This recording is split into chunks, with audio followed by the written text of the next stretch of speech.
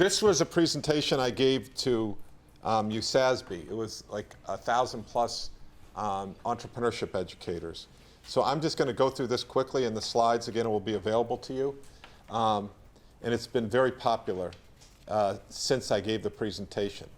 So we're all entrepreneurship educators. The world needs us now more than ever, and we can and we must do better. How do we up our game? Okay.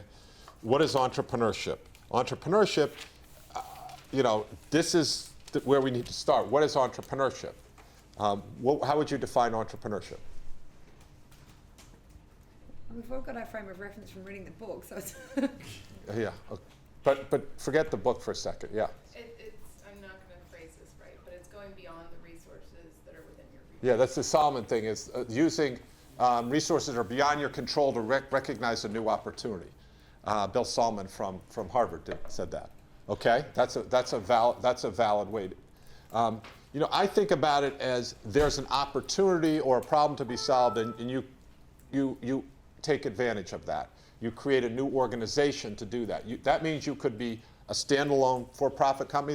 You could be a not-for-profit. That means you could be inside a larger organization. That means you could even be in a government. So it's this mindset of how to take advantage of opportunities that are in front of you. And we talked about anti-fragility. And we're looking for the growth. We're looking for these growth-oriented ones, the innovation-driven entrepreneurs. And innovation is invention times commercialization. You've got that.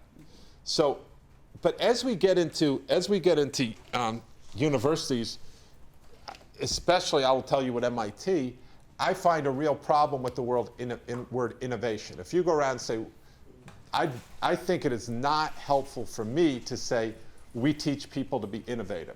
Why? Because if you go to any faculty member at MIT and say, let me show you how to teach innovation, they'll say, screw you.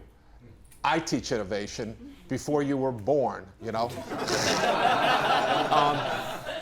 understand anything about innovation.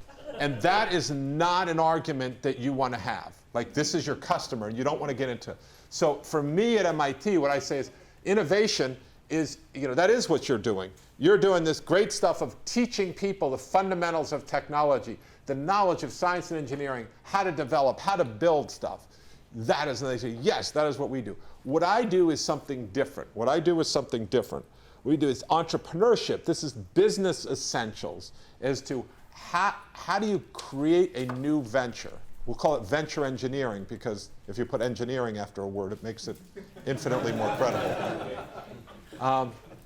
And how do you frame the decision to take this technology and bring it to the marketplace?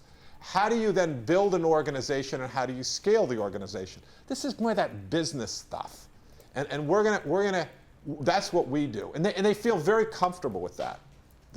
We'll see that to you, because that's really not serious academic stuff anyway. What we do is really important. And so this is a good way for me to start the conversation at MIT. I don't know if you get into this situation, but for you to go to tell someone that you're going to teach them how to be innovative will get you into a lot of trouble. A lot of trouble. If you go to Tsinghua and tell them, I'm here to teach you how to, they will kick your ass out so quickly. So that, yes? So from a commercial point of view, so in my place, we've got this sort of innovation sort of group where we're trying to give frameworks to people to be able to at least tell anybody else about the innovation they're doing, or doing various things like this. Yeah. And they're all going, no, you don't need to tell me, I'm doing innovation. So I was watching every day. It's like, yeah, but nobody knows it. You're doing it for yourself. Yeah. It's not actually getting out there. So you want to be a communicator of innovation. It's that action. Yeah, see, I don't even know what innovation is anymore. I mean, this pen is innovative because it's a new version of black as opposed to the last one. I don't really, everything's innovative. There was a thing of number of times the word innovation is used. It's just like becoming cliched. So my advice to you is to steer clear of it, and except say we do innovation-driven entrepreneurship. Yes, that's what we do. We're not just doing lifestyle entrepreneurship. We're doing growth-oriented, right? So once this gets them comfortable and they're kind of, okay, I get it. You do that kind of that stuff. And I say, but here's the key thing is that we have to work together. Innovation-driven entrepreneurship requires innovation and it's not just one loop like that, it's constant. The number of times we can go back and forth with a new idea is what makes for great companies. It makes for great innovation-driven entrepreneurship. So while if I was better, I would show this thing going back and forth. And the more times it goes back and forth, the better. For instance, I came up with a new technology to be able to touch things in the computer. Now, how should we frame that? I think we could use this for medical simulation, but we need to have this kind of resolution. Can you do this type of resolution?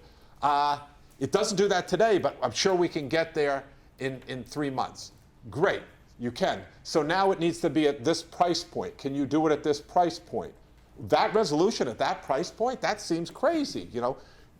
Are you sure you need that price point, that resolution? What about the trade-offs back and forth? Well, let me see. You know, let me figure out from a business standpoint. By the way, it needs to be able to fit in a box that's this size. It can't be an exoskeleton device. It has to be okay, that constrains the problem that I need to solve even more. And at what price are you talking about? So you see this going back and forth is what makes for successful innovations that become companies that impact the world or become organizations. So the point here is this back and forth that's so important. Now, as we look what's happened in the past for entrepreneurship, it's either been academic stuff. That's where I just came from, this president of a university, very big university. He's very frustrated because his entrepreneurship group isn't doing a good job. Why? Because they just study it, they do research, they publish papers, but they don't have people actually doing it, right?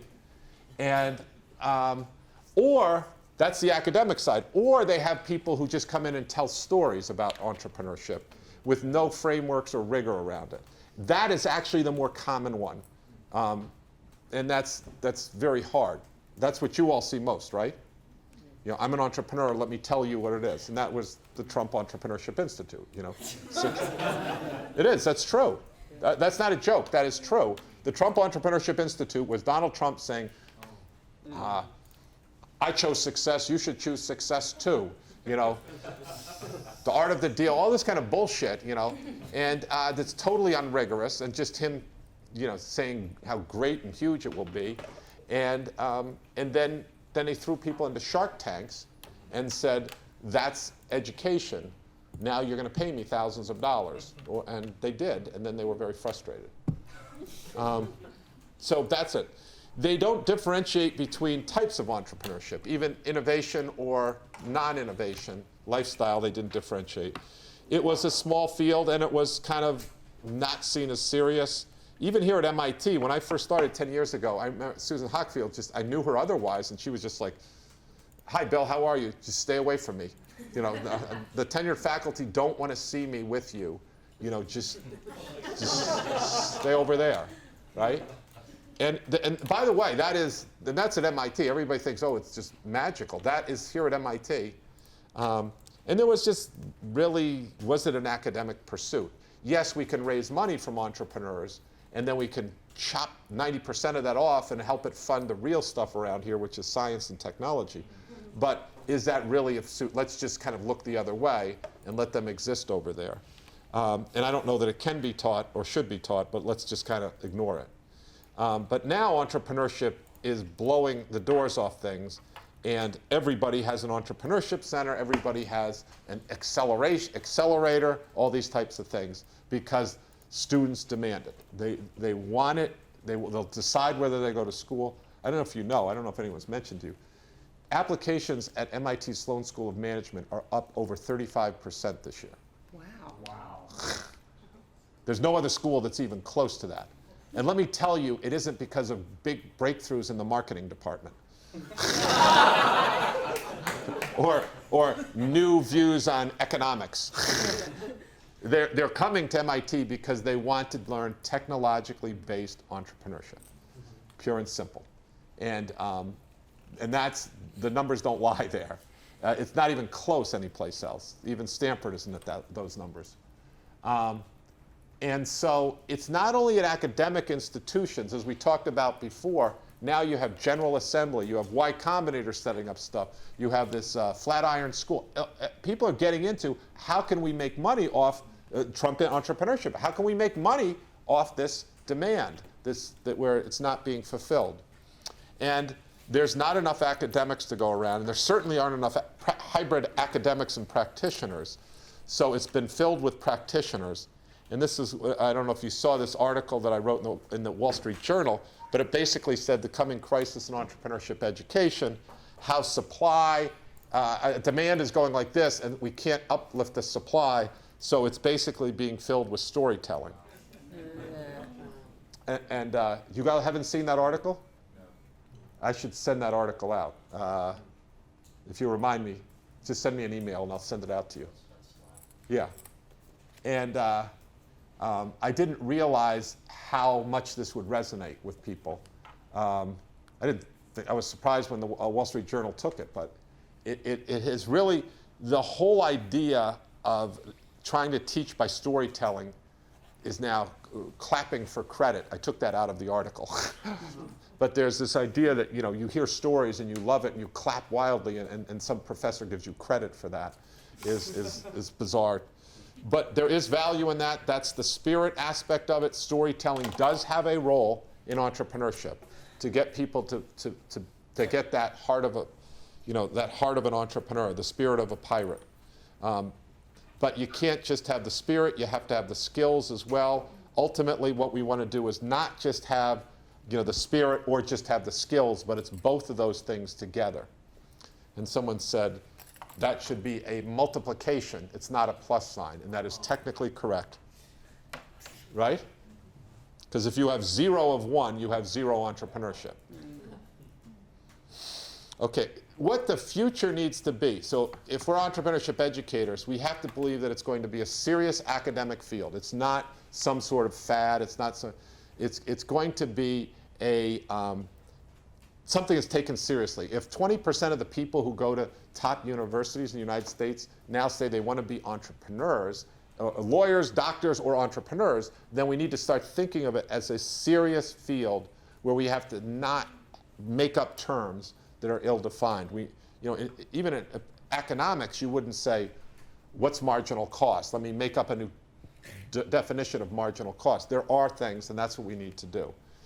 And it needs to be both, have the rigor of academics, but the real-world applicability of practitioners. But then we also need to figure out what's different about entrepreneurship in geographies. What's different between energy and software? Because it is dramatically different between those two. What do those things have in common? And so segmentation of the market, we talked about before, dynamic to adjust. As things change in the marketplace, along comes crowdfunding. How does that affect it? We need to be able to modify the body of knowledge and update it. And then value-based as opposed to credential-centric, as we talked about before, and just in time. And we at universities have to differentiate ourselves from private. That doesn't mean we have to say private has no value. Private educational institutions will exist and should exist, but what makes us different? What's our core? What's our differentiating aspect?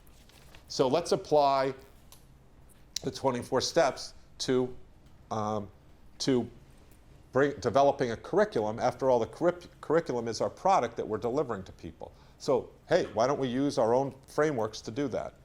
So if we segment our customer, and you should do this for yourselves, who are our customers at MIT? I would say that there are 4 major groups.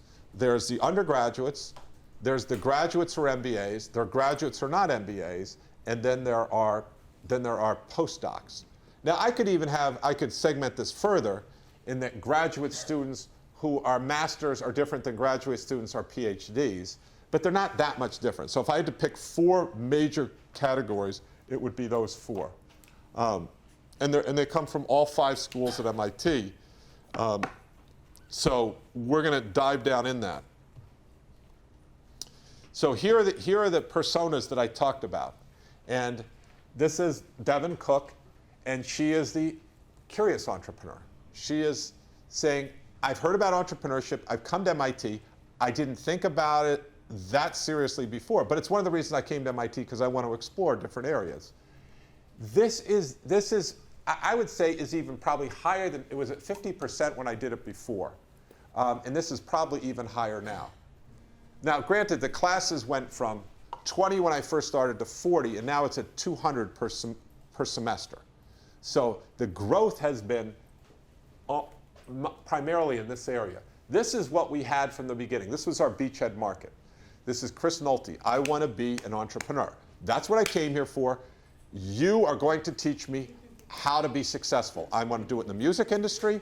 I want to do it for help artists do that. You're going to help me do that. Let's start right now. How do I get good product market fit?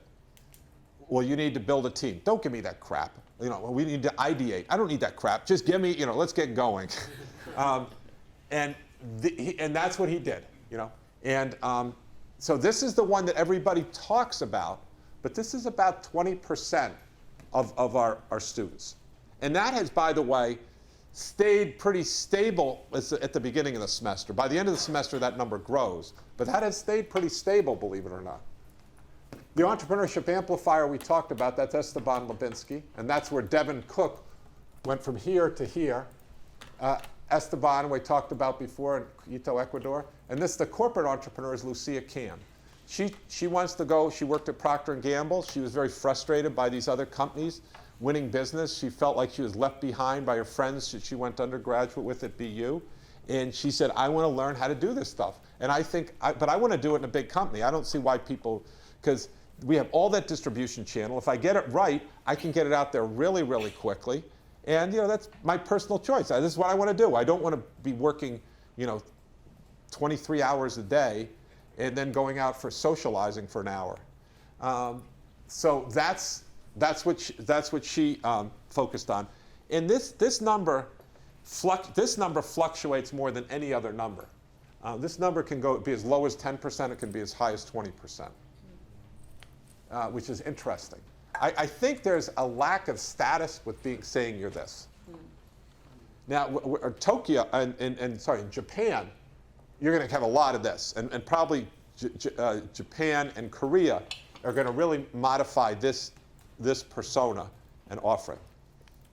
So if that's our customers, and we already have the beachhead, let's think about what the demands are that they're going to put on us. And what I did here was I built how many software developers do we have here? One, my God. So it used to be you wrote software programs, you just wrote the whole thing. And then they built object-oriented programming, which is probably the only way you've ever programmed. Did you ever program before there was object-oriented programming? Yes. You did? My object-oriented is just C with classes. Yeah.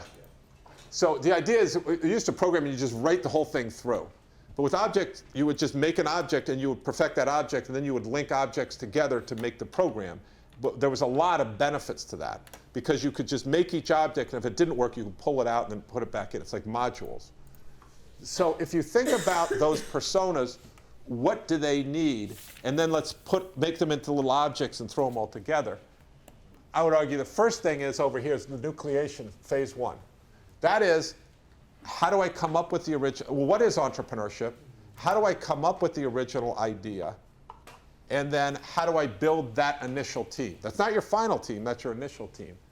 And then what are the soft skills I need to be successful? That's a nucleation stage. Who do you think that's important to? Who wants to really learn about that stage? Those objects.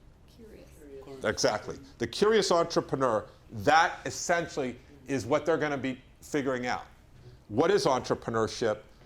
How do I get an idea? I don't think I'm an entrepreneur. How would I come up with an idea? How would I just get going?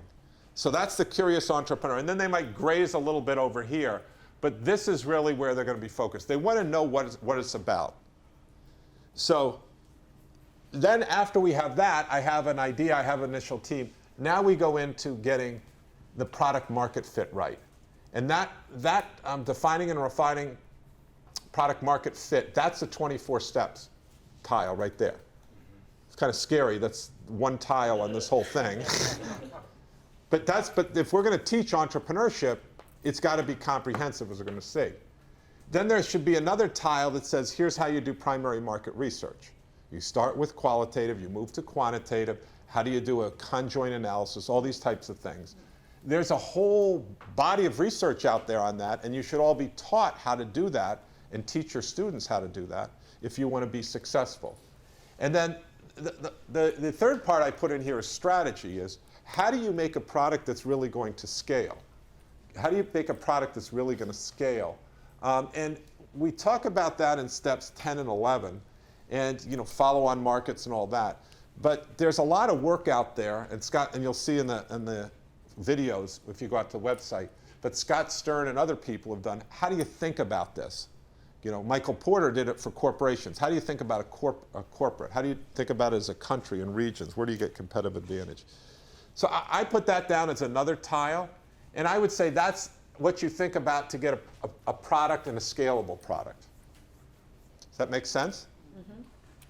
So who's interested in that? Which of the personas? They're ready to go. That's where they want to start. They don't want all this bullshit up front. Just stop with that. I want to triple click on this and drill you, until I can figure this out here. So they're going to just all over that. By the way, so are the corporate entrepreneurs and the entrepreneurship, because this is fundamental to understand this process if I'm going to bring products out in a large organization. Also, entrepreneurship amplifiers need to understand kind of the whole spectrum of things.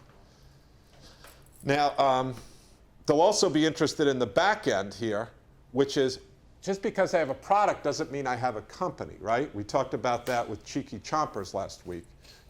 How you can have, we did talk about Cheeky Chompers, didn't we? Yeah. Was my favorite part of the week. Did you like it? It's great.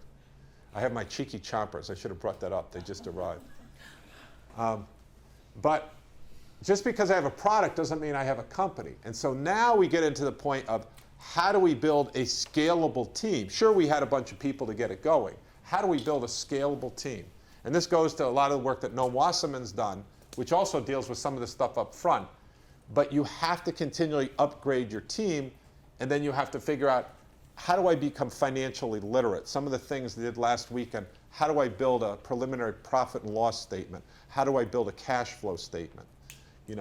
What's important, what's not important, balance sheet. Then legal, and we're not trying to turn our entrepreneurs into MBAs, we're trying to make it financially literate to make it useful for them. And then legal considerations in starting, and how do we acquire customers? How do you work that pipeline? Sure, we have it in the plan here, but how do you work it? And then sales, where's sales? Middle, lower. A little more, sales is here. So very related to customer acquisition, but sales might be semi-customized to entrepreneurs, but also we put them in with other people here who just want to learn sales and even be in large corporations. So it's not completely different, but it's partly different. So these are semi-customized here. Down here you get to things like project management, which are the same basically for us if you were in a big company or an entrepreneurial company. So then you get into sector deep dives, product design, product development. So each one of these is its own kind of course or potentially thing you could blow up into multiple courses. And it's a very flexible system. It's built to be a flexible system. So for instance, primary market research now is 2 tiles because there's qualitative and quantitative. And I'll show you that on the website here in a second. But each one of these, if we have a robust entrepreneurial curriculum, we should be able to have courses in all these things. So, if Renee comes in and says, I want to learn about how to do HR, we can say, here's a class, or you can go on here and here are other resources you can use. Does this make sense? Mm-hmm. Yeah. This is a very structured way to think about it, but that's the best. I'm trying to keep up with what I lost my structure here this morning, and I was overtaken. You embarrassed me so much. If I had any pride, I'd be embarrassed. So there's things missing from these tiles. Marketing communications isn't up there, for instance. Are there other? I'd be interested if there are other things that you figure out that aren't in there. But this is how we should think about a entrepreneurial education as a group. We should figure out what tiles should there be. And then how do we develop material for that? And someone said, when are you going to do all that? I said, screw you. I did one of them. It's time for you to do some. But I'll show you that in a second. So if you look at the different personas, curious would generally look like this. They'd be very interested up front. Then they have to make a decision. If they're ready to go, they're going to pick off the things that they want. They don't give a damn about corporate entrepreneurship, building entrepreneurial ecosystems, this upfront stuff, the corporate strategy. They're going to dive in there, and they're going to really dive down. The corporate is going to be interested in that and a few other things. They're not so interested in how you raise money because they're in a corporation. They'll be able to get money through that. You can customize that entrepreneurship amplifier, very interested in building entrepreneurial ecosystem, but also wants to kind of experience the rest of it. Interestingly, Esteban Lubinsky was very involved in all these things because he wanted to go back to run his company and having great empathy and understanding for what an entrepreneur did. So he was all into it. By the way, he's running this company, but he's also starting companies on the side now himself. He really enjoyed it. So he got. Excuse me, Bill, why is the entrepreneurship applied not interested in work-life balance?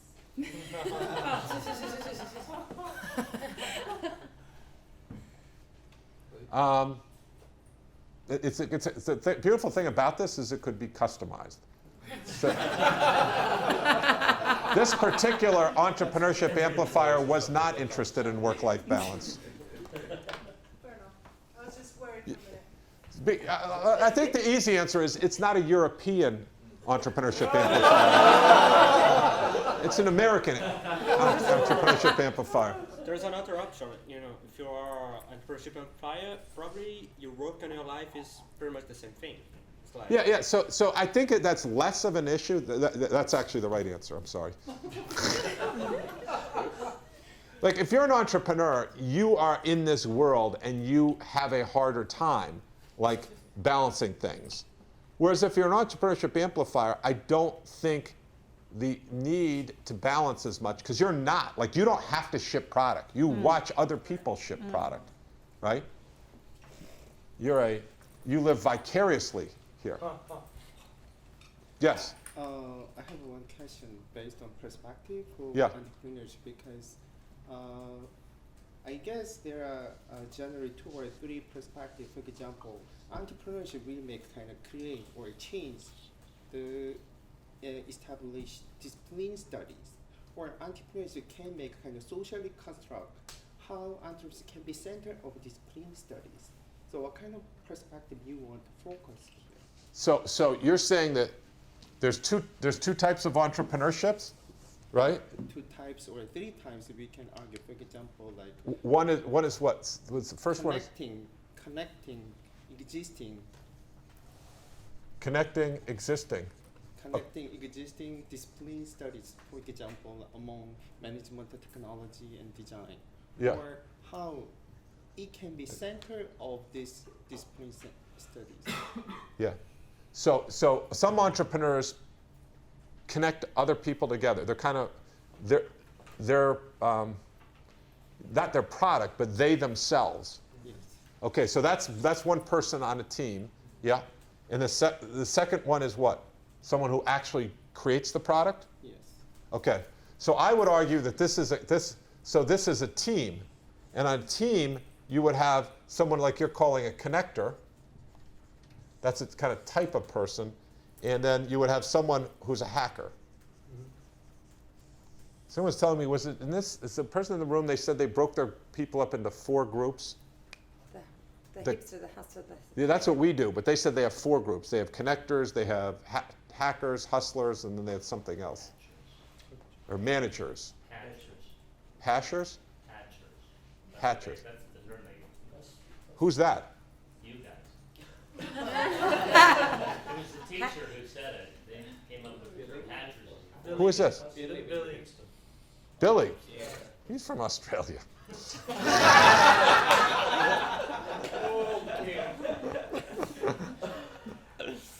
Hatchers. Okay. But you can come up with your personas. Some people say connectors, hackers, hustlers, and managers. So that's fine. I mean, there's no perfect one. Yes. I have Are you going to have as good a structure as you had before? Because I'm still excited about this other one. Questions and then a thought. Yeah. Would you put like continuity of operations and contingency planning under dealing with adversity? So think of this. What I'm proposing here is a structure and a kind of framework in which to do it. If you don't think that something's good, then my goal of this is to try to have it up there and have people choose what should be in there. And you can ask questions. You can double click and say, adversity, does it include this? And if it doesn't, then I think we need another tile for that. So I think it might fit under the work. Would you put one of the big things that's emerging, personal development planning? Yeah. So would you put that under work-life balance? I think I would put that down here in soft skills. All right. Yeah, that would probably be something like another tile over here that says personal productivity, something like that. And then my thought is, relative to work-life balance, one of the things I'm wondering, because the age we're moving into, if a better term is work-life integration versus just balance, because millennials are looking for integration in work-life. That's just a thought. I don't know. I do not know. All I know is I'm proposing a structure in which that would be figured out by the community.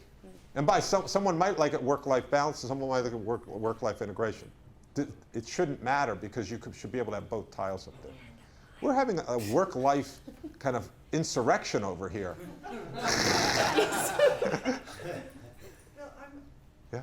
I'm not sure. I'm trying to look for it in all the tiles, but I see customer acquisition, and it seems to me that customer retention is missing. Yeah. I would put that. Yeah. Good point. Customer service. Customer service. Sort of. In fact, Yeah. it would Yeah. be So really a culture for yeah. So you're right. So that would be. Isn't that sort of what Michael's talking about, the operation? No, it's customer community building. Yeah. It would be more CRM, customer relationship management. I would say that would, and that would be. Yeah, and that has to do with community building. Yeah. So look, I haven't. The big point here is a framework. It could come under the building entrepreneurship systems. Will you listen to me for a second? I'm not trying to say that we have all the tiles here. All I'm trying to say is that we have a common framework in which that you can think, there's nucleation, there's product, and there's this. This could probably be split up into 3 different subsegments within it. You know, the venture development, let's think about the operations, let's think about the marketing, let's think about the G&A, let's think about the R&D. Maybe that's a better way to think about it.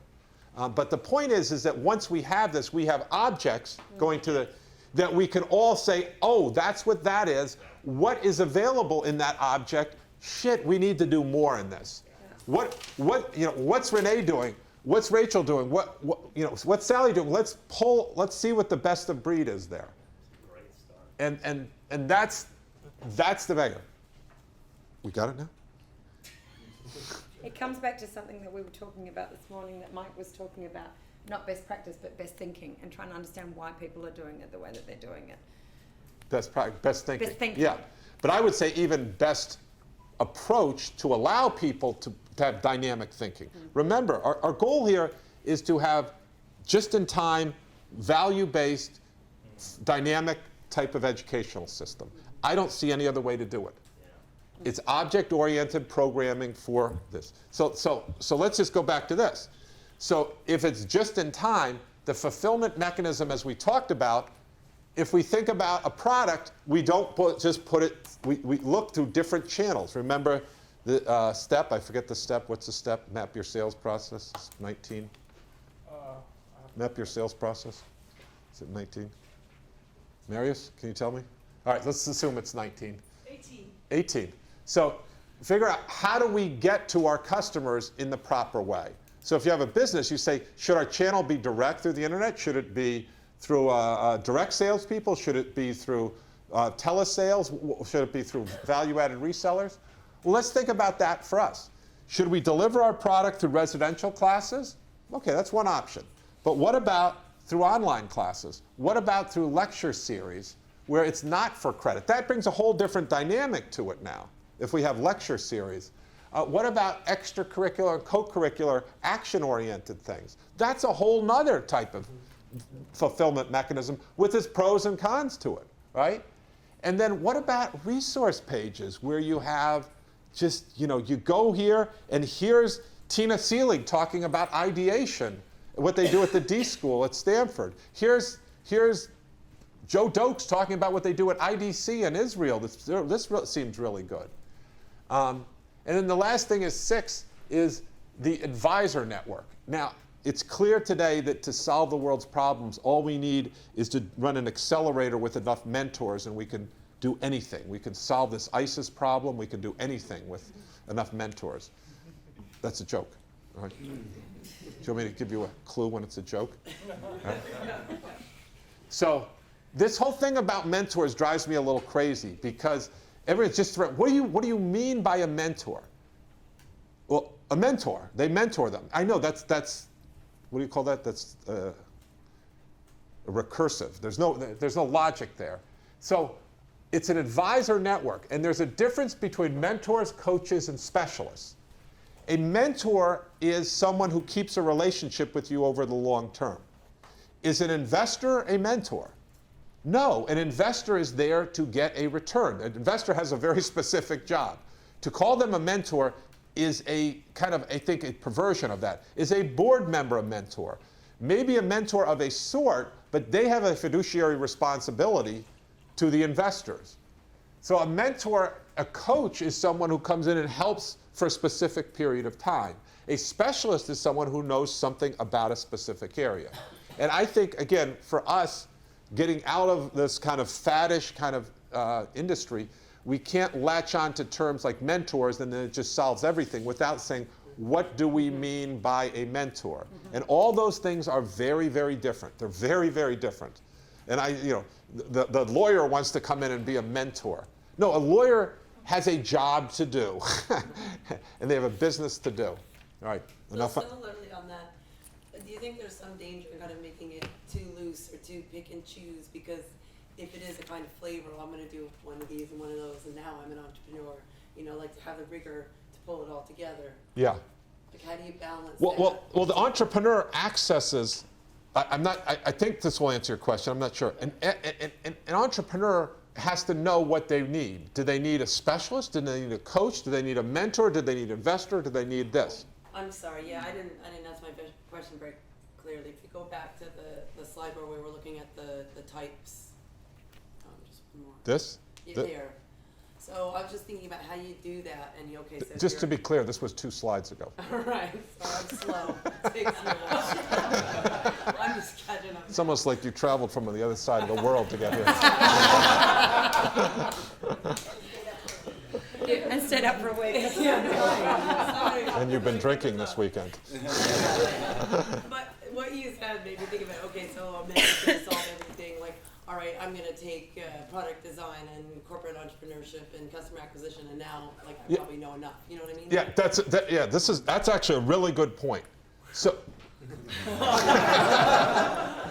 quite a recovery. No, that's a really good point. Is that if we're educators, we should say, what are your goals? What are you trying to achieve? Now we'll build a custom program for you. But that program is these elements in it. Yeah. And if they just want to fish around and do a little of this and a little of that, well, they're a wantrepreneur, right? That's a whole nother. That's a whole nother persona, right? So you're right. So here you say you're a persona. Here are your needs. Here's your plan. Now you can go through it. Now here are the things you need to do. So you need to pick up these tiles. Now where I was with those tiles, there are different ways to do that. So if your tile is you're doing ideation, well, here are classes you can do. Here's edX. This would be Eric von Hippel's class now, right?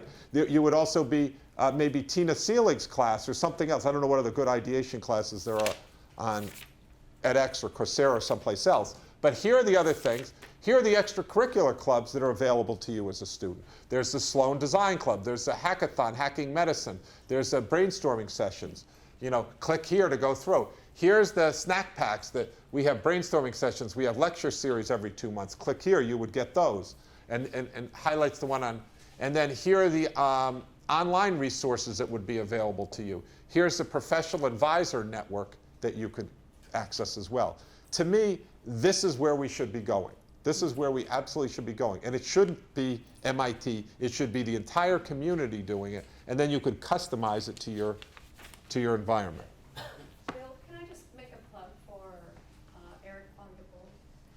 Absolutely. So, and he's coming in, isn't he? He is. He's got mañana. Tomorrow. So this group identified a really big problem with respect. This is Japan, correct? So focusing on the solution space instead of the problem space, so that's a problem in the classroom experience as well. So it's really hard to get students to focus on problems that they can solve.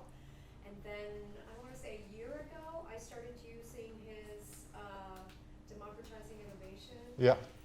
The short MOOC it's another Spock you can use, and it completely solved this problem. It's a wonderful Spock that really helps to illustrate. Is it the how- edX one, or is it? Yeah, they pulled it out. It's now a Spock, as far as I know. Well, it's just or is it one that you just use for micro? It's what? It's just customized for a class. That's all. Oh, okay. Which is a smaller audience. Yeah. So it's user-driven innovation. Eric Von Hippel, by the way, is one of the world's experts in this stuff. So he'll be very humble when he comes in, but he is like he is the Rock star in, Yeah. in teaching innovation. And his book is free. Yeah. Yeah, you can download it. all he needs are some Marius diagrams, and he'd be a superstar. What are you going to do for him, Marius?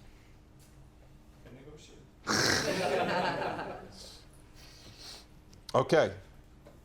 So this is what I would like to go to for us here at MIT is you come in, you meet, what kind of, I would like to have an expert system at the front that says, let me ask you 10 questions. It looks like you're this type of person. And then that customer record comes up, and here's Andrew. And Andrew then meets with an EIR. So Andrew does this front end, entry into our CRM, customer relationship management. So Andrew Newey puts in there, he goes in here, then they say, you look like this persona. He meets with one of our EIRs. Our EIR sits down and consults him and says, hey, here's the types of things I think you should do, da-da-da-da-da. So now he has a plan that he would then go through and he would execute against. He can then change it, but he has what I would argue is a value-based, just-in-time, dynamic system to be able to educate him. That's the future. Tell that to the university that set curriculum. Well, the problem is it goes across. So now we get into some of the problems here. This should go across universities, Yeah. right? And that's a hard thing for universities to do. What university are you from? McEwen University in Edmonton, Alberta. Okay. Yeah, this is a hard thing because everybody wants to be the kingpin here, including MIT.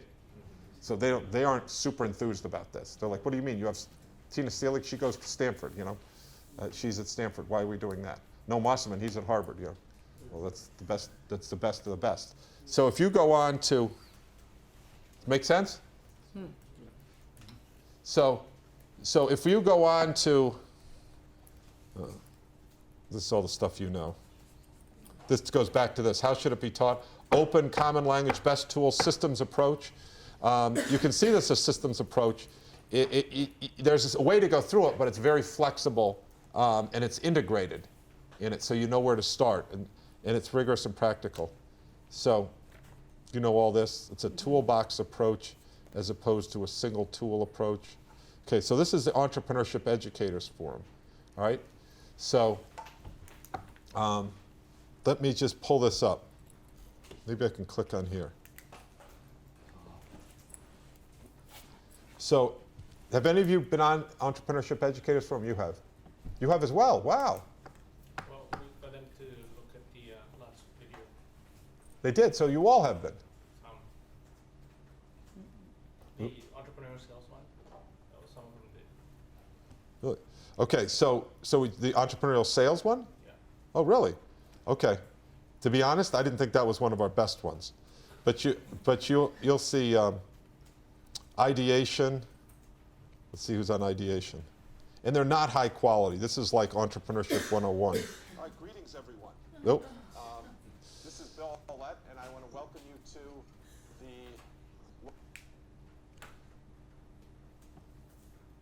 one that we're thinking a lot about is what's the fulfillment.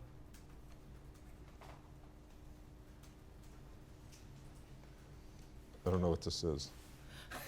Oh, that's a guy from RPI. That was pretty cool. No, that's not the guy you want.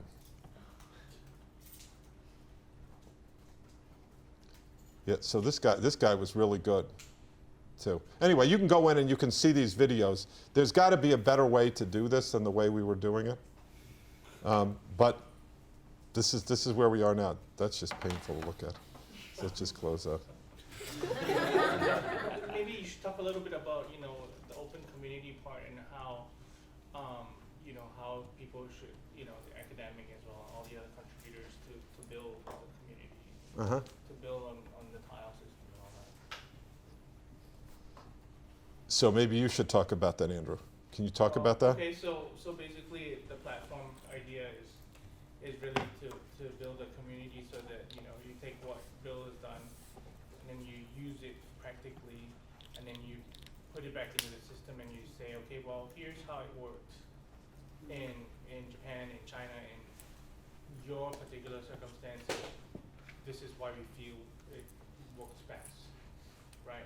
And so that it's open system, everybody learns from each other, and then Bill has the webinars, and then, you know, people get to share their experience and practical component piece. To be honest, the challenge we've had, all this makes perfect sense. I just haven't had enough time. And, you know, I thought people would kind of take this and run with it, and no one has taken it and run with it. And Michal, this person right here, who I hired to do this here, now has been hired to run the NYU Entrepreneurship Center in the medical school and is moving to New York. So we're now in a place where, how do we keep it going? And we have funded it, but it's difficult. It's difficult. Yes? You know, I mean, one of the things that I was thinking about, I mean, I'm launching a leadership institute that I want to use this materials. I know there's a bunch of other people that are talking about launching, you know, the training. You know, that's the field test place to get that out and use it. Because if the university is a little hesitant, all the partners in the community, I'm very interested in looking at that kind of an approach. Yeah. And by the way, USASB is too. USASB will do it. We just kind of need someone, we need a catalytic leader to take it. Yeah. Is that you? Could be. There we go. All right. You heard it. You got that? You publish his book in return. What's that? You publish his book in return. Absolutely.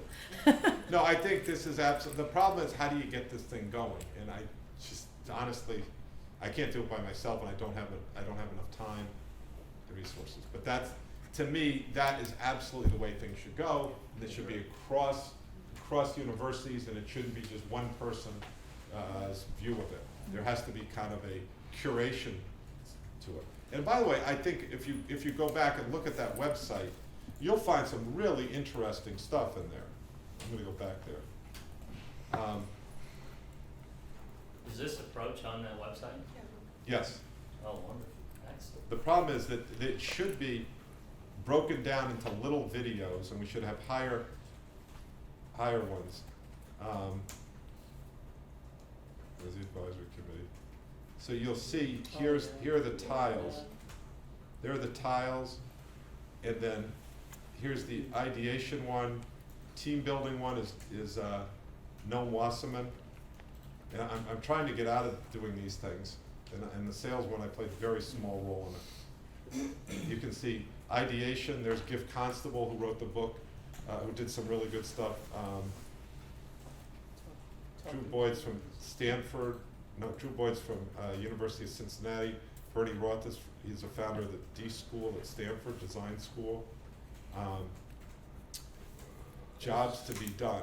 Who does Jobs to be done? That's Clay Christensen. Here's the introductory course at University of Michigan by Stuart Thornkill, and Sakar Ghosh talks about the one they have at Harvard Business School. Product definition. This is the 24 steps. You've got Steve Blank, you've got myself, then you've got a wrestling match afterwards.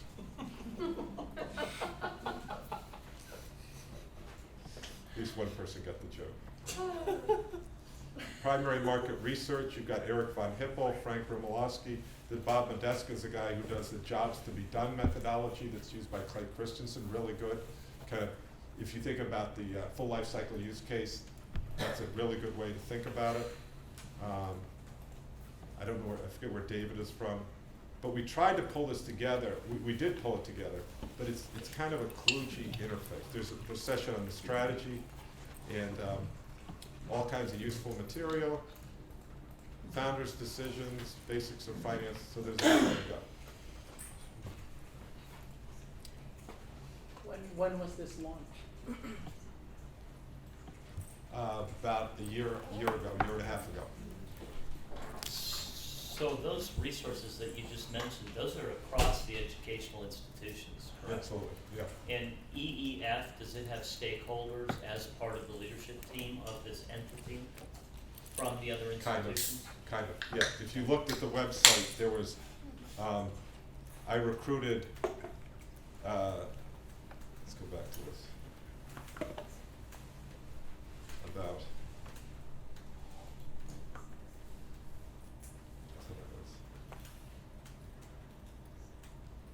the people. So Carnegie Mellon, University of Chicago Booth, Kellogg School, University of Virginia, University of North Carolina. Do you have regular meetings as a team on the? To be honest, Alan Rudnick is retiring. Phil Sumner has retired. So this is where a facilitator would help keep this moving forward. Absolutely. One And that is Michelle's job. Why are all these emails coming through? Can I make a really basic remark? Because I've opened the homepage, and there's this big call to action, watch the latest webinar. You click on that, and you go onto a broken link. No. Yes? This is the bottom. No, it's Broken. a broken link. So I mean, just that would make you Yeah. lose. The problem is Mahal has gone to New York, and I basically I don't have anyone at this point. We're not staffed up. I would even, if I had someone, I even have money to pay someone to do it, but I just don't have someone to do Hey, Bill, I'll do it. it. Great. Yeah, And there's by the way, you know, there's not only there's not only the operational stuff of doing it. There's also this finessing of like I have to call people up and say, hey, will you be on this? You know, Eric von Hippel, will you do this as a personal favor to me? Will you be on it? And then he gets on it. But then we have to have high quality video. But it's, you know, and we haven't, as you'll see.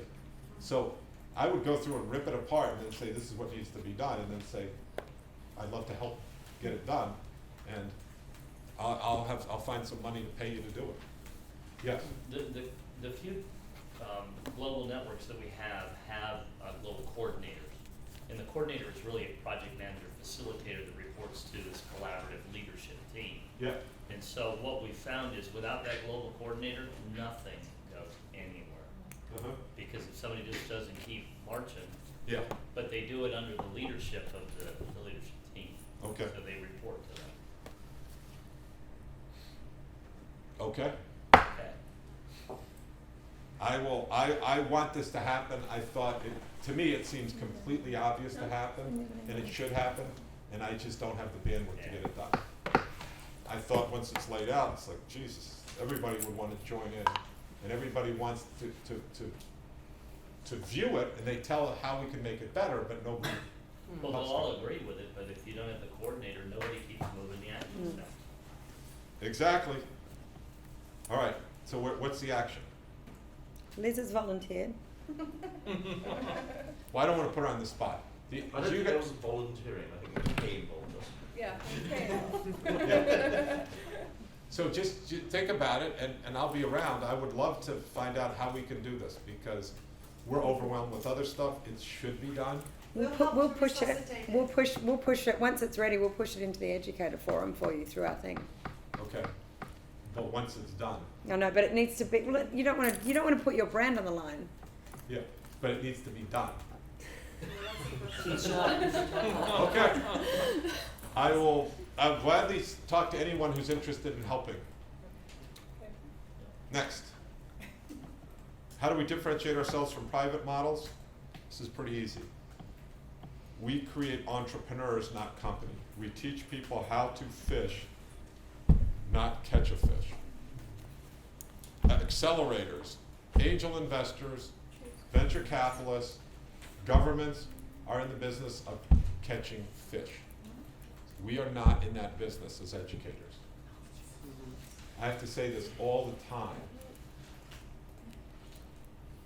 Yeah, we should have Marius do a better diagram for this one. Isn't Jesus here? What? It's part of the Bible. It's part of the Bible too. It is? Yeah. I think Jesus plagiarized that. Yeah. Melissa doesn't care about this shit. Well, it could be Winston that? Churchill, we don't know. So, what we are not an economic development agency. I now find myself saying this less, but at least once a week. I used to say this every day. We are not creating companies, we're creating entrepreneurs. We accept people into it and we output people at the end. We don't measure us on the number of companies we started, don't measure us on how much money we've raised, measure us on have we taught people how to be entrepreneurs. That's what we are. If we do our job right, there will be a lot of fish caught. Nick. So when you were describing it, we're not an economic development organisation, and this model you had of people coming into advisors or work out your goals and build a plan. This is an economic model. This is a wealth advisory sort of system which everybody's working on at the moment. Because This right here? yeah, this is your financial advisor that gets your goals, life goals, builds your plan to get there. Yeah. There's a whole lot of models of how to make that work well. Yeah. And it just seems to me that this is the same as an economic development organisation, but it's just you change economic for experience or knowledge, and that's what. Yeah, that's right. So the I hate the word, but the KPI coming out of here is not the number of companies. Yeah.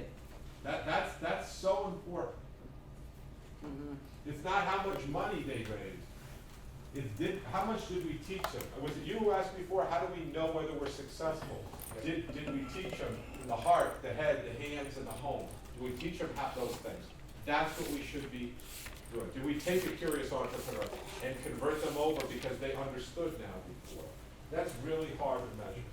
By the way, the beautiful thing is, we have numbers that blow them away for how many companies we start and how many dollars, which you may not have, but we have. And so why don't you do that? Because you're going to win. Because I tell people, I don't want you to think about what we're doing through the wrong lens. Yeah, so I wasn't thinking of it as the result, but more the way they do that to get wealth. Yeah. It's the same thing we do for this, Yeah. with knowledge, which is Absolutely. seeing people's life events, tying it together with what extra training they need. Yeah. And we should use all that knowledge, just like he's talking about here. We should use this to achieve our goal of educating people. Yes? One of the things that we've been working on with a different group, different market is the ecosystem, and we look at 4 things: the course curriculum, the capitalization, the kickoff of the course and curriculum, same thing. Correct, yeah. The capitalization, That means how much money they have to back it up? yeah, to raise, I mean, if they need to raise funds, capitalization opportunity. The kickoff of the company itself, so they're actually launching it and running it. And then the community. And so what I wonder is, one of the reasons we looked at this kind of a framework is that we began to find, everybody that did different things began to find their fit. And of course, looking at that, MIT's fit would be number 1 in the course curriculum and providing all that. But I'm wondering if the measurement of success ought to be the ecosystem as a whole, when we start looking at number of companies started and jobs created and impact to the society. If we could create an ecosystem of partnership and we really work together, I think then that whole ecosystem has an output that's different from the individuals. For example, MIT's output is, you know, not economic development, but it's can we train entrepreneurs, whereas the whole ecosystem has a different output. It's Yeah. measured on a different level. Yeah, but we're one component of it. Right. We're a unique component of it that is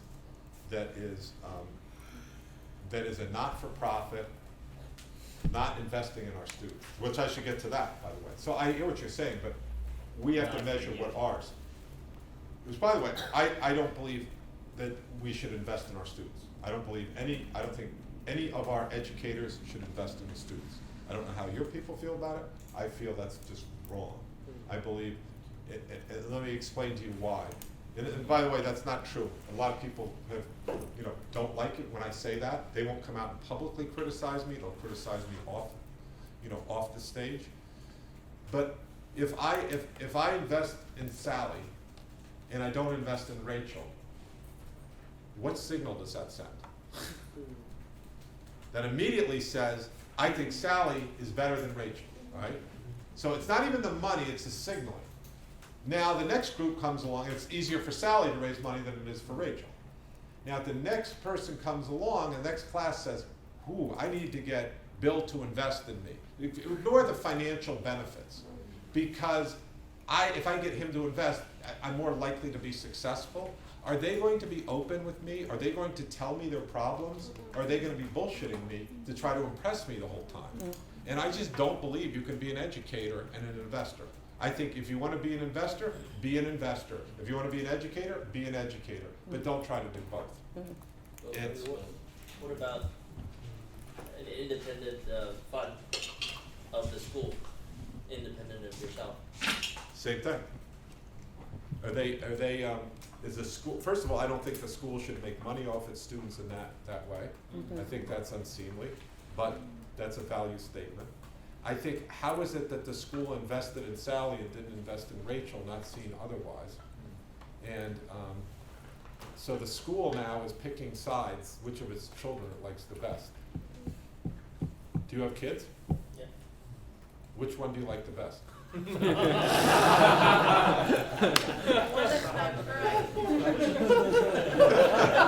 Speak to the camera.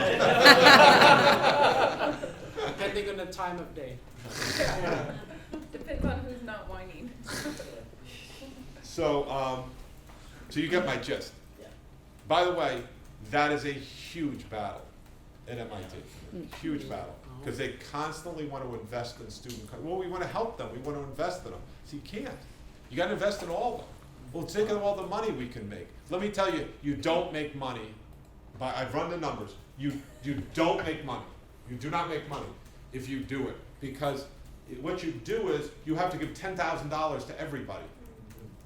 And if I give, you say, well, but you got $10,000 in Dropbox, and Dropbox is super successful. Yeah, but to get $10,000 in Dropbox, I had to put $10,000 in everybody else. And then I have to have a legal department watch this as it goes along. And guess what? Dropbox got $10,000 from me, and they raised, I think, $356 million later. I am diluted down to almost nothing. And even if my $10,000 becomes $1 million, it didn't pay for all the other things that I had to do. And it didn't pay for how long I had to watch Dropbox, because Dropbox still hasn't gone public. I had to watch it for 10 years. So if that one $10,000 became $1 million, I had to sustain this organization for 10 years just for that one. And I had all these other ones. It doesn't work. I've done the numbers. It doesn't work. The way people make money investing is there's a lot of smart investors. They do what's called not spray and pray, but they spray and then they get an option on it. So everyone in this room gets $10,000. Then I watch and I see who does well. All right? Margaret's taking off. I have an option in my agreement when I put down $10,000 to now lead the Series A round, and then I put $2 million in, and it's that $2 million that gets me 20% of the company, and now that's how I make money. You don't make money off the $10,000 you originally put in. This is a misnomer that people have. It is just the $10,000 gives you an option to be able to put $2 million down once you see that, because you're the first one in at that point, and now you get a good valuation, you get a big chunk of the company. You don't get a big, there's another problem in this, in that if I gave $10,000 to everyone in this room and for equity in return, guess who wouldn't want to give me equity? Guess who doesn't want that deal? Who does not want that deal? We got everyone in this room, and I said I'm going to give $10,000 to every single person to get, 1% of the company. Who takes the deal first of all? John Reed has just the idea, nothing more. Who takes? Well, let me make it simpler. Who takes the idea are the ones who can't get money anyplace else. So you have selection bias to get the people who are below average. The people who are, this happened for Warby Parker. I don't know if you know Warby Parker. This guy said, we're trying to invest them and they wouldn't take any money. They said, why would I take your money? I could just go win a business plan competition and get $100,000. Why would I take your measly $10,000? I don't have to give up any equity and I can get $100,000 and you're asking for equity for $10,000? Get lost. So what happens is you immediately get a negative selection bias where you're giving money to the bottom feeders and the good people are saying, screw you, I don't need your money. So it's just a dumb idea to invest. Now, you all will understand that, and you'll go back, and someone at your university will say, yes, but we need to get some of that the students, and we support them, so let's go out there and get some of that company. And you'll call me up, and I'll explain it to you again, and then you'll go in and they'll say, he's stupid, we're going to do it. And they're stupid, actually. So. That was very undiplomatic, wasn't it? All right. Book, DE Toolbox. What's the latest on DE Toolbox? I presented before. Okay. What is the latest? I don't know what the latest is. Starts making money. Okay.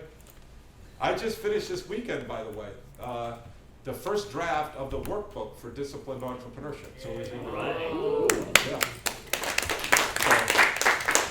So it's handwritten, literally. But I'm psyched about it. Online classes. If you haven't read Avoid Stagnation, How Acceleration Trumps Incubation, how many of you have not read that? What is it called? Avoid Stagnation, How Acceleration Trumps Incubation. I would suggest you read that. It'll take you 10 minutes. Culture Eats Strategy for Breakfast. How many of you have not read that? Yeah, I would read that one. That's a little more intense. Our Dangerous Obsession with the MVP. That's sorry. Here's the one, the most overrated thing in entrepreneurship. Do you know what that is? Yeah. It's me. Yeah.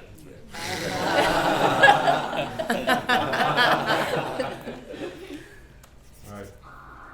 The one last thing I'll say here is that here's an example of what I did is I went back and I looked at the people who were entrepreneurs in my class. And this reemphasizes the fact that we don't make companies, we make entrepreneurs. And I studied Rita and Rio and what they went through. And when they first started, they started with a very low friction class. They kind of saw it and they knew somebody else who had taken one of our classes, but they were curious. And so there's this short class in January they took called Start IAP. And they took that and they liked it. And so then what they did is they then took the full semester class and then they got on a team with these two other people. So Rio and Rita are undergraduates, and Chuan on the left and Natalie on the right are MBA students. So they got on a team and they got to work with these other people. And Natalie is an entrepreneurship amplifier. Chuan is more of a corporate entrepreneur who desperately wants to be a ready-to-go entrepreneur, but he hasn't cracked that code. And they formed a team in class, and also in the class were Spencer and Gavin over here on another team. And then what happens, oh yeah, Michael was on yet another team. And so later, over the summer, they reconfigured, and the teams look different. And then after the summer, they reconfigured yet again. And they went on their different ways. And now all of a sudden, you have 1, 2, 3 different teams than what started at the beginning, and one entrepreneurship amplifier. And this team has now blown up, This team has blown up and now reconfigured. These two are doing another company over here. He's now working at PillPack. He's doing another company. The point is, it's all these anti-fragile human beings that we created. When you go back and look at this, how the hell do you measure that? And this is not unusual at all. Rito, by the way, the ones that I started with, Rio and Rita, still don't know what they're going to do, because one's going back to get a master's. But they're undergraduates, but they're learning as they go through the process. Time will tell. And you go back and you see, these are takeaways. Entrepreneurship can definitely be taught and is effectively being taught. And I'm going to go over and show you a video, because everybody loves videos. And students appreciate the value of it. And entrepreneurs and companies evolve over time in a Darwinian manner, and you need a fluid system to be able to handle that. So this is our theme. Yes. I have a question. Yes. Can you talk a little bit about your course on educator for entrepreneurship? Yeah. So what keeps you going in the midst of opposition or obstacles? What would be the ideal core for us as educators? What would ideal core? Yeah. I'll talk about your experience. Like you want to diffuse this approach of entrepreneurship education. What would be kind of your internal northern star to keep you going? Well, what keeps me going is 20 years ago more than 20 years ago, when I first started, there was no, what do I wish I would have had then? Because it's been enormously helpful to me. I want to have other people have a much better opportunity to get what I should have had back then. And now it's become this bigger thing with, at a societal level, the world's screwed up. How are we going to produce people who can deal with all the problems that the world has? The jobs are not going to be created by, government. They're going to be created by entrepreneurs. That's what keeps me going. Everyone has their own internal fuse. All right. So this is ours. We inspire, and then the other thing I want to say, and then I'll show you a video to end here, is that each time they come with an idea of inspiration, they meet our EIRs, and then they might form their team at the beginning of a class, right? The EIRs say, yeah, you should go take this class. And then they usually form a team and a project and a class. And then it's very important, at the end of the class, we say, this was an academic experience, and we have very clear rules that you are now free to go, and everybody can use what you learned. There's no intellectual property in this class that entitles you to stock in a company that comes out of it. This business plan is open source. Nobody can claim equity for a piece of a company because of it. This has been an academic environment. Congratulations, you passed, you all learned a lot. And we say at the beginning of the class and at the end, and then we say, and now, the last thing I want to say is that you four worked on this together. That was great. Hopefully you had a great semester. It is almost inconceivable that the four of you would start a company. You met for 2 weeks at the beginning of this class, and you formed this company, this project. You went through this project. You now should reconfigure and find the right team. The odds of 4 of you deciding to be on the same startup, a startup is like getting married. The fact that the 4 of you would meet in two weeks and then decide to get married at the same time to everyone and have this kid you love called a company at the same time is just not possible to be true most of the time. So you are all free to go figure out new teams. And we kind of free them up to try to figure out what should they do when they enter the competitions. You should probably have a new team. So what this does is, it doesn't mean you're bad people. It just means try to figure out how you get a better team. Because everybody talks about version 1, version 2, version 3 of a product. Like that's the only thing that matters. The version 1, version 2, version 3 of your team matters much more so than the product. Because things going to happen. So we encourage them at every juncture to reconsider their teams. Even in the summer accelerator, people jump from team to team. That's healthy. That's healthy. It's not that people are bad people. All right. So now let's have some fun. Yes. Now, do those teams switch and jump by virtue of just asking them, or do you guys have a mechanism by which there's, a mix, a party mixer, or anything that you encourage that? At the beginning of the class, we do that. Okay. By the end of the class, they know each other. So for instance, Gavin knew what was going on with this other team, Natalie, and Natalie didn't want to be on the team, and she left, and then Gavin slid in there to do it. But at the beginning of our class, and I'll go through that in the next lecture, how do we mix it up? How do we do dating for 2 weeks? But the thing is, you have to encourage them to do it, because they feel like they're hating somebody else by saying you shouldn't be on the same team. We say, look, it's a natural, organic evolution. You can't get married to 3 other people at the same time. You're still good people. It just means you have different interests, and we encourage that. It's still hard for them, by the way, because they work on this. And they all feel like, ooh, this plan is the key to the business, and the plan is, as you all know, is just such a small part of the overall success of the company. It's crazy. All right. So now let me just show you an example that I use. Does that make sense? You guys, quiet. The updating of the team is something that I don't think we do really well, but I don't know anyone who does it really well. I think Noam Wasserman's assessment tool is very helpful, but I still think there's got to be better ways to do this. How do you keep refreshing your team and thinking about that? Do you guys know Noam Wasserman? No, what was that? Who's that? We used it. Oh, the Founders Dilemma. Sorry, yeah. Yeah. So if you go to noamwasserman.com, his website, he has a tool, Yeah, survey. a survey that you should do. Yeah, got it, sorry. noamwasserman.com. Whenever you meet someone who has a domain name, either they're really important or I'll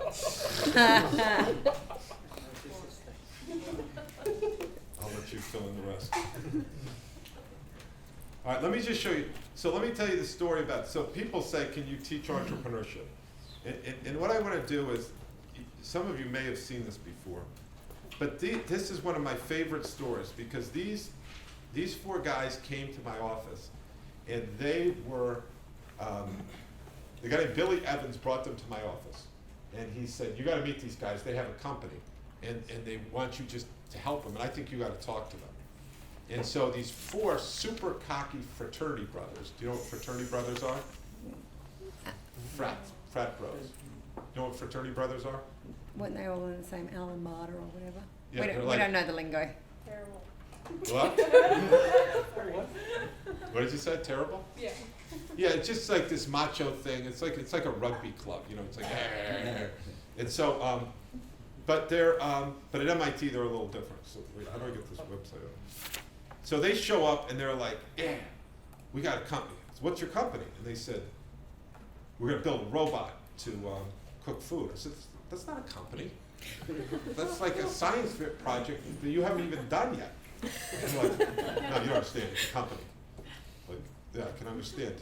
A bunch of college-age boys who are all on the water polo team who are too lazy to cook food.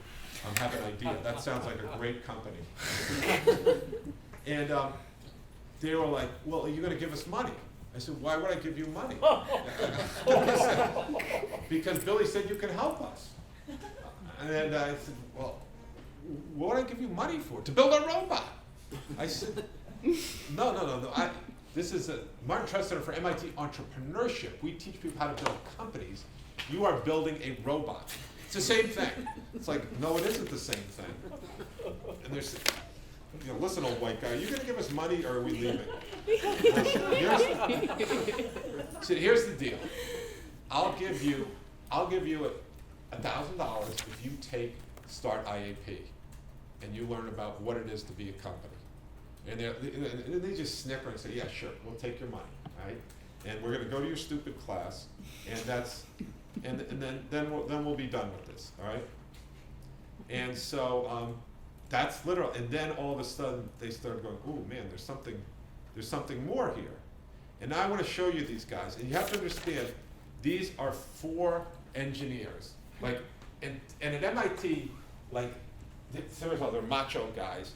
and they're like, to be the best at MIT, you're the best engineer. So they desperately, want to get up there and show the rest that you've got hundreds of their classmates around, and they want to show that they built the biggest, baddest robot that anybody's built. And they don't. For 2 minutes, they don't. And this is just amazing to me, and I'll tell you, finish the story afterwards. Have any of you seen this before? No. Yes. Yes. I tried to interview them to be featured in 103, and I actually got a pretty funny response that sounds along the lines of your assessment of them. Which was F Well, no, it's basically like, well, we're really worried about our IP, and like, we just Yes. don't want to reveal anything. I'm like, I'm not going to take your idea for robot fiction. So just understand that's the context. Now they've taken like classes and they are drinking the Kool-Aid. And the fact that they don't show off their robot for 2 minutes is beyond belief.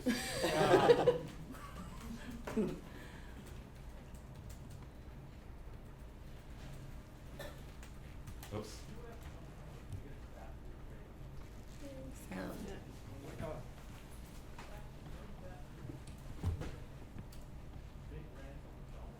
Been around for over half a century. Let's start over. So you literally have hundreds of their classmates and new students at MIT around them in an auditorium. The U.S. is home to some of the biggest fast food brands in the world. It's almost ingrained in our culture. In fact, the term fast food was invented here. Big brands like McDonald's and Burger King have been around for over half a century, and not a whole lot has changed about them. Now, it took us a while to get there, but believe it or not, the U.S. today is more health conscious than ever before. Fast food companies are being put under huge pressure to remove factory processed food from the menu and replace it with fresh ingredients instead. And it's not just about health consciousness. So we're starting to care more about where our food comes from. Fresh, organic, locally sourced, responsibly grown. These are all labels that customers care about these days. Sometime in the last 15 years, we just started realizing that processed food is not okay. And that's a big problem for fast food restaurants. So they're not, he's not showing the robot. He's telling you there's a problem that we're going to solve. This is like a huge breakthrough. Now you're going to hear about the persona and the context and the use case and the value proposition. It's unbelievable. It's unbelievable. From someone who knew more than anything. The whole point of fast food is to get cheap food quicker. But when it's not processed, it's not that cheap anymore.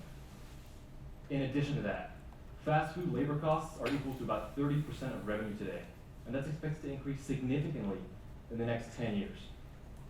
So what does all this mean for fast food? Well, it's one of two things. Either cheaper, more processed ingredients, or higher meal prices. Fast casual restaurants, places like Chipotle, Panera, these are places that serve higher quality meals from fresh ingredients. But their average meal price is more than 35% higher than McDonald's. And the fact is, the most cost-effective options are the worst for you. And surveys have shown that customer satisfaction in fast food is at an all-time low. This is an industry that clearly has some problems. And with $0 spent in research and development in recent years at many of the big brands, it's safe to say there hasn't been a whole lot of innovation. Spice is here to change all that. We believe that fast food should be affordable, it should be convenient, but most importantly, it should be good for you. A busy mother shouldn't have to feel bad for feeding her children fast food for dinner. Spice is a new kind of fast food restaurant. Ladies and gentlemen, this is the Spice Kitchen, the world's first completely automated restaurant.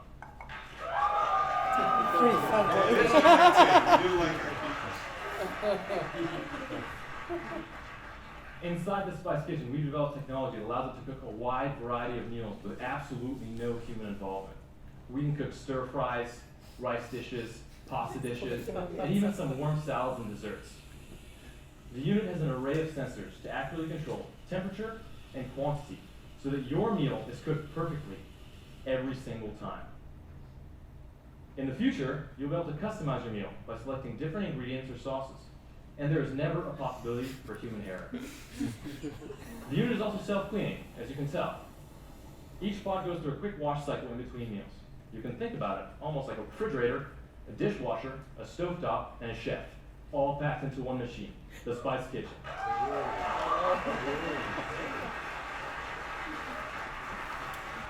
So, how do you, the customer, interact with it? Use your smartphone to check out the menu for the day. Select what you want and hit order. Your meal is then cooked from fresh ingredients, and you'll get a notification a few minutes later when it's ready. You walk over to the machine, you scan a QR code, and boom, you've got your hot, fresh meal. We operate from a centralized industrial location where all the raw ingredients are carefully prepared. Our trucks then go around the city, servicing and restocking all the Spice Kitchens, getting them ready for the new day. This model allows us to be in places that normal restaurants can't be in. And because we're so much smaller than a normal restaurant, we can literally go anywhere with 20 square feet of space and a bunch of hungry customers. By bringing the restaurant closer to the customer, we're increasing convenience. And because we don't require on-site employees, we're open 24 hours a day. Spice Kitchens would be perfect for apartment buildings, corporate office locations, shopping malls, Follow-on market. train stations, and even street locations. But we are initially targeting universities. University students are going to love Spice because we're going to offer them hot, fresh meals when and where they can't currently get them. That includes remote campus locations, places like dorms or department buildings that don't currently have nearby food options. During late night hours, when everywhere else is closed. And finally, to replace or complement existing grab-and-go locations. These are the types of meals that are currently available to students at these locations. So this is the as-is state, right? Now let's see the possible state. And these are the types of meals that Spice can offer.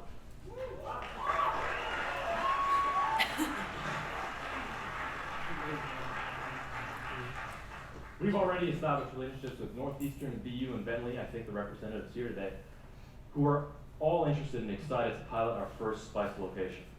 We're a team of passionate mechanical and electrical engineers, and together we are affectionately known as the Spice Boys.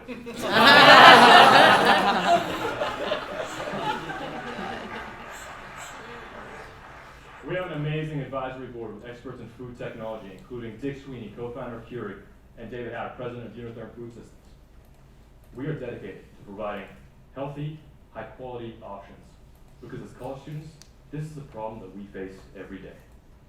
I'd love to invite you guys all to check out our Spice Kitchen. It's right here. Actually, it's downstairs at the reception, so you can check it out after this. We're Spice. We're revolutionizing fast food. Thank you very much. So I show you that one. You can go in and look at the other ones if you want. But you can see the 24 steps in there. You can see the 10 additional, you can see the use case, the market segmentation, the beachhead market, Good afternoon. I'm Dan. This is Alessandro, and we are. Yeah, the good stuff never ends. And but you can see it all in there. And just to go to the point is assessment. So assessment. We're trying to get numbers, but let me tell you, these sons of bitches came in and they didn't believe in entrepreneurship at all. They thought that was just fairy stuff. And after we went out and we did this show here, then we did it in New York, then we did it in the West Coast. And I met Michael's mother. Michael's the guy that you saw here. He's the alpha dog, right? Amongst alpha dogs. And his mother came up and hugged me. And I was like, well, why are you hugging me? We're so happy to have you. Because I can't believe my son, he's actually likes business now and he thinks it's worthwhile. And he's talking about taking classes at the business school and maybe going to business school someday. It was like, holy shit. I mean, to me, that's an assessment. They were taught entrepreneurship. They didn't know anything about it.